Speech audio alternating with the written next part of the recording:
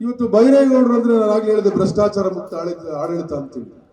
ಇವತ್ತು ನಮ್ಮ ಶಾಸಕರು ಕೂಡ 2.5 ವರ್ಷ ಆದ್ಮೇಲೆ ಬಹುಶಃ ನಾನು ಅವ್ರ ಜೊತೆಗೆ ಇರ್ತೀನಿ, ಹೆಜ್ಜೆ ಹಾಕೊಂಡು ಒಬ್ಬ ಅಧಿಕಾರಿಯನ್ನ ನಮ್ಮ ತಾಲೂಕಿಗೆ ಹಣ ಕೊಟ್ಟು ಕೋಲಾರಕ್ಕೆ ಬರಬೇಕು ಅಂತಿಲ್ಲ. ಡಿಮ್ಯಾಂಡ್ ಜಾಸ್ತಿ ಇಲ್ಲಿ ಬರೋದಾದ್ರೆ ಯಾರು ಏನು ಹಣನೇ ಕೊಡಂಗಿಲ್ಲ, ಹಂಗೆ ಬರ್ತಾರೆ ನೇರವಾಗಿ. ಇವತ್ತು ಕೂಡ ಭ್ರಷ್ಟಾಚಾರ ಮುಕ್ತ ಆಡಳಿತ ಬೈರೇಗೌಡರ ಆಡಳಿತ ನೆನಪಿಗೆ ತರ್ತದೆ. ಆದ್ರೆ ಇನ್ನು ಕೂಡ ಕಚೇರಿಗಳಲ್ಲಿ ಅಷ್ಟು ಬೈರೇಗೌಡರ ತರ ಬೆತ್ತ ಎತ್ಕೊಂಡು ಹೋಗಂತದ್ದು ಇನ್ನೂ ಆಗ್ಲಿಲ್ಲ. ಅದನ್ನ ಇನ್ನೂ ಕೂಡ ಕಂಟ್ರೋಲ್ ಮಾಡ್ಬೇಕಾಗ್ತದೆ. ಮತ್ತು ಅಭಿವೃದ್ಧಿಯ ವಿಚಾರದಲ್ಲಿ ಕೂಡ ಇವತ್ತು ಈ ನರಸಾಪುರಕ್ಕೆ ಸುಮಾರು 30 ಕೋಟಿ ವೆಚ್ಚ ಅಂತ ಹೇಳಿದ್ರು. ಇವತ್ತು ಈ ಡಬಲ್ ರೋಡ್ ಆಗ್ತಾ ಇದೆ. ಇಲ್ಲಿ ಒಂದು ಸರ್ಕಲ್ ಮಾಡಬೇಕು, ಈ ಸರ್ಕಲ್ ನಿಂದ ಬೆಳ್ಳೂರಿನಿಂದ ಇಂಡಸ್ಟ್ರಿಯಲ್ ಏರಿಯಾಗೆ ಲಿಂಕ್ ಮಾಡ್ತಕ್ಕಂಥ ರೋಡ್ ಮಾಡಬೇಕು ಅಂತ ಹೇಳಿದ್ರು, ಅದನ್ನು ಮಾಡಿಕೊಟ್ರು. ಇವತ್ತು 12.5 ಕೋಟಿ ವೆಚ್ಚದಲ್ಲಿ ನಮ್ಮ CHC community health centre building ಆಗಿದೆ ಏನೋ ನರಸಾಪುರದಲ್ಲಿ. ಇವತ್ತು ಪೊಲೀಸ್ ಸ್ಟೇಷನ್ ಕೂಡ ಆಗ್ಬೇಕು ಅಂತ ಹೇಳಿ ಬಹಳ ದಿವಸಗಳ ಬೇಡಿಕೆ ಇದೆ. ಇವತ್ತು ನಾನು ಹೇಳಿದ್ದೀನಿ, ಕೂಡ ಅಗತ್ಯ ಇಲ್ಲ, ನಾನು ಹೇಳಿದ್ದೀನಿ. ಈಗಾಗಲೇ ಶಾಸಕರು ಮತ್ತು ನಾವು ನಮ್ಮ ಜಿಲ್ಲಾ ಮಂತ್ರಿಗಳು ಈಗಾಗಲೇ ಆ ಪ್ರಯತ್ನದಲ್ಲೂ ಕೂಡ ಇದ್ದೀವಿ.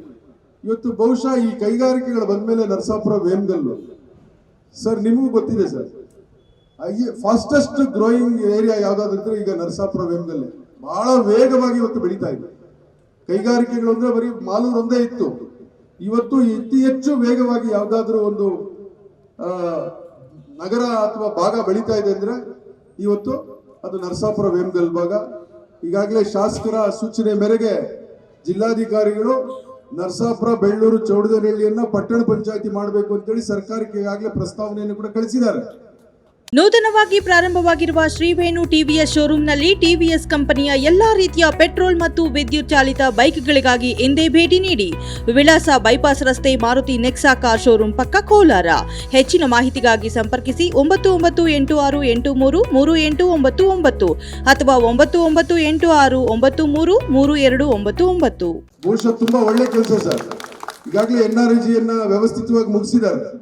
ಇದ್ದಿದ್ದೇ NREG ಗ್ರಾಮ ಪಂಚಾಯತಿಗಳಿಗೆ ಎಲ್ಲಿ ಅನುದಾನನೇ ಇರ್ತಿರ್ಲಿಲ್ಲ. 15 ಫೈನಾನ್ಸ್ ಬರ್ತಿತ್ತು, ಅದೇನೋ ಚರಂಡಿಗಳು ಕ್ಲೀನ್ ಮಾಡ್ಕೊಂಡು ಲೈಟ್ ಹಾಕೊಂಡು ಮೋಟರ್ಗಳು ರಿಪೇರಿ ಮಾಡ್ಕೊಂಡು ಆ ಮೆಂಬರ್ಗಳು ಹೋಗ್ತಿದ್ರು. ಅದ್ರ ಜೊತೆಗೆ ಏನಾದ್ರೂ ಅಭಿವೃದ್ಧಿ ಕೆಲಸ ಮಾಡಬೇಕು ಅಂದ್ರೆ ಅದು NREG ಇತ್ತು. ಈಗ ಅದನ್ನು ಕೂಡ ವ್ಯವಸ್ಥಿತವಾಗಿ ಕೇಂದ್ರ ಸರ್ಕಾರ ಮುಗಿಸಿರೋದ್ರಿಂದ ನೀವೆಲ್ಲರೂ ಕೂಡ ಇವತ್ತು ಪಟ್ಟಣ ಪಂಚಾಯತಿಗೆ ಸೇರೋದೇ ಉತ್ತಮ. ಪಟ್ಟಣ ಪಂಚಾಯತಿಗೆ ಸೇರಿದ್ರೆ ಹೆಚ್ಚು ಅನುದಾನ ಬರ್ತದೆ. ನಿಮ್ಮ ಜನಸಂಖ್ಯೆಗೆ ಅನುಗುಣವಾಗಿ UGD ಮಾಡ್ಬೋದು, ಇನ್ನೊಂದು ಮಾಡ್ಬೋದು, ಎಲ್ಲ ಮಾಡ್ಬೋದು ನೀವು. ಅದೇ ನೀವು ಗ್ರಾಮ ಪಂಚಾಯತಿ ಇದ್ರೆ ಏನು ಮಾಡಕ್ ಸಾಧ್ಯನೇ ಇಲ್ಲ. ಈಗ NREG ಬೇರೆ ಹೋಗಿರೋದ್ರಿಂದ ನೀವು ಏನು ಮಾಡಕ್ ಅಭಿವೃದ್ಧಿ ಮಾಡೋದಕ್ಕೆ ಸಾಧ್ಯ ಇಲ್ಲ.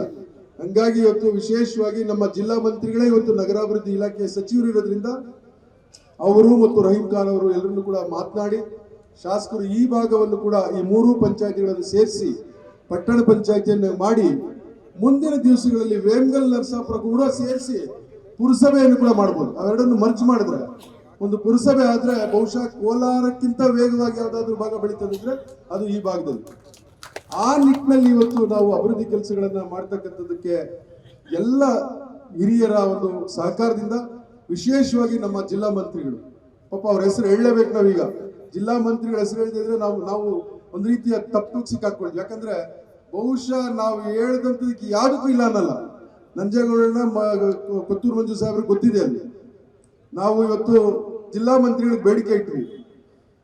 ಸಿದ್ದರಾಮಯ್ಯನವರು ಇಲ್ಲಿ ಚುನಾವಣೆಗೆ ನಿಲ್ಬೇಕು ಅಂತ ಬಂದಾಗ 100 ಎಕರೆ APMC ಕೊಡ್ತೀವಿ ಅಂತ ಆಶ್ವಾಸನೆ ಕೊಟ್ಟು ಹೋಗಿದ್ದಾರೆ. ಈಗ ನಾವು ಯಾವುದೇ ಗ್ರಾಮಕ್ಕೆ ಹೋದ್ರು ಕೂಡ ನಮ್ಮ ರೈತರು ಕೇಳ್ತಕ್ಕಂಥದ್ದು APMCಗೆ ಏನ್ ಮಾಡಿದ್ರಿ ಅಂತ. ಇಮಿಡಿಯೇಟ್ ಆಗಿ DC ಅವರು ಡೈರೆಕ್ಷನ್ಸ್ ಕೊಟ್ಟರು. ಇಲ್ಲ ಸರ್, ಇದನ್ನ ಆಗ್ಲೇಬೇಕು, ಶಾಸಕರಿಗೆ ನಿಮಗೆ ಮಾಹಿತಿ ಕೊಡ್ತಾರೆ, ಎಲ್ಲಿ ಜಾಗ ಇದೆ ಏನಿದೆ ಅಂತ ಎಲ್ಲ ಮಾಹಿತಿ ಅವ್ರು ಕೊಡ್ತಾರೆ, ಮಾಡ್ಬೇಕು ಅಂದ್ರೆ. ಈಗಾಗಲೇ 60 ಎಕರೆ 33 ಗುಂಟೆ APMCಗೆ ಮಂಜೂರಾತಿ ಮಾಡೋದಕ್ಕೆ ಸರ್ಕಾರಕ್ಕೆ ಪ್ರಸ್ತಾವನೆ ಹೋಗಿದೆ. ಅದಾದ್ಮೇಲೆ ಕೆಲವು ಕ್ಲಾರಿಫಿಕೇಶನ್ಸ್ ಕೇಳಿದ್ರು, ಅದನ್ನು ಕೂಡ ಕ್ಲಾರಿಫೈ ಮಾಡಿ ಇವತ್ತು ಕಳೆದ ತಿಂಗಳ 15ನೇ ತಾರೀಕು ಸರ್ಕಾರಕ್ಕೆ ಕಳಿಸಿದ್ದಾರೆ. ಕೃಷ್ಣ ಬೈರೇಗೌಡರು ಕೂಡ ಅದರೆಲ್ಲ ಸಂಪೂರ್ಣವಾದಂತಹ ಮಾಹಿತಿ ಮಾನ್ಯ ಶಾಸಕರು ನಾನು ಕೊಟ್ಟಿದ್ದೇವೆ. ಅವ್ರ ಫೈಲ್ ನನಗೆ ಬರ್ತದೆ. ನಾನು ಆದಷ್ಟು ಬೇಗ ಅದಕ್ಕೆ ಕ್ಯಾಬಿನೆಟ್ಗೆ ತಂದು ಉಚಿತವಾಗಿ ಕೊಡೋದಕ್ಕೆ ಸಾಧ್ಯ ಆದ್ರೆ ಪ್ರಯತ್ನ ಮಾಡ್ತೀನಿ. ಯಾಕಂದ್ರೆ 50% ಅಂತ ಕಳಿಸ್ಬಿಟ್ಟಿದ್ದೀರಿ ನೀವು, 50% ಇದು ರೇಟ್ ಕಟ್ಟಬೇಕು ಅಂತ. ಉಚಿತವಾಗಿ, ಯಾಕಂದ್ರೆ ಅದು ಸರ್ಕಾರಕ್ಕೆ ಕೊಡುವಂಥದ್ದು, ಅದೇನು ಬೇರೆ ಯಾವುದೋ ಸಂಸ್ಥೆ ಕೊಡುವಂಥದ್ದಲ್ಲ, ರೈತರ ಸಂಸ್ಥೆ ಕೊಡುವಂಥದ್ದು. ಹಂಗಾಗಿ ಮಾಡ್ತೀವಿ ಅಂತ ಹೇಳಿದ್ದಾರೆ.